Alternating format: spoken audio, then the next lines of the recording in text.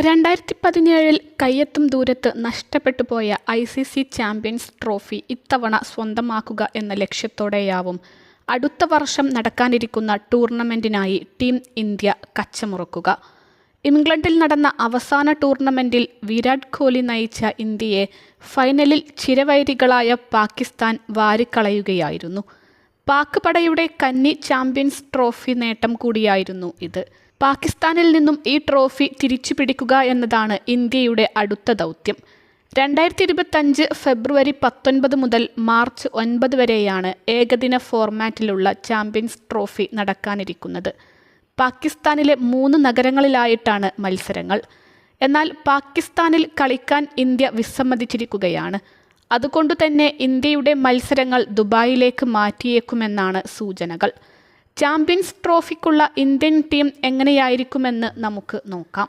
ഏറ്റവും ശക്തമായ ടീമിനെ തന്നെയായിരിക്കും ചാമ്പ്യൻസ് ട്രോഫിക്ക് വേണ്ടി ഇന്ത്യ അയക്കുക. എന്നാൽ 3 സൂപ്പർ താരങ്ങൾക്ക് ടീമിൽ സ്ഥാനം ലഭിച്ചേക്കില്ല.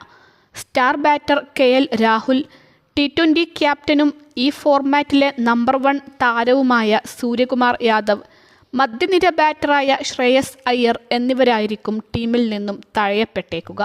ഇവർക്ക് പകരമായി ബാറ്റിംഗ് സെൻസേഷനും യുവ ഓപ്പണറുമായ യശസ്വി ജയ്സ്വാൾ, മലയാളി വിക്കറ്റ് കീപ്പർ സഞ്ജു സാംസൺ, യുവ ഓൾറൗണ്ടർ തിലക് വർമ്മ എന്നിവർ ടീമിലേക്ക് വരികയും ചെയ്യും.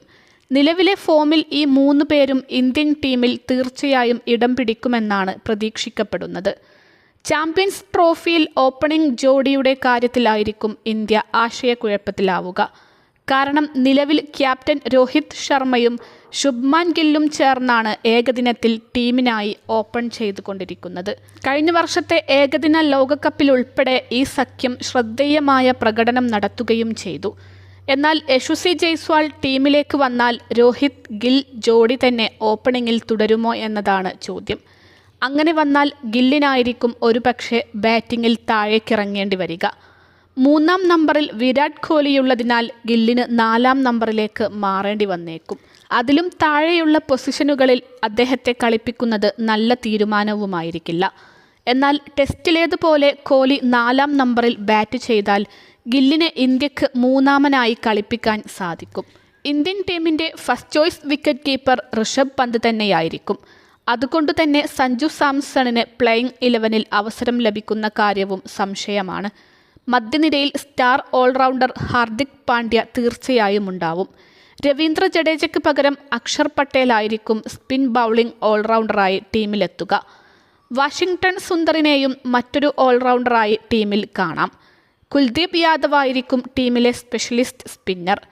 പേസ് ബൗളിംഗ് നിരയിൽ ജസ്പ്രീത് ബുംറയ്ക്കൊപ്പം മുഹമ്മദ് ഷമി, ഹർഷിത് റാണ, മുഹമ്മദ് സിറാജ് എന്നിവരെയും കാണാം.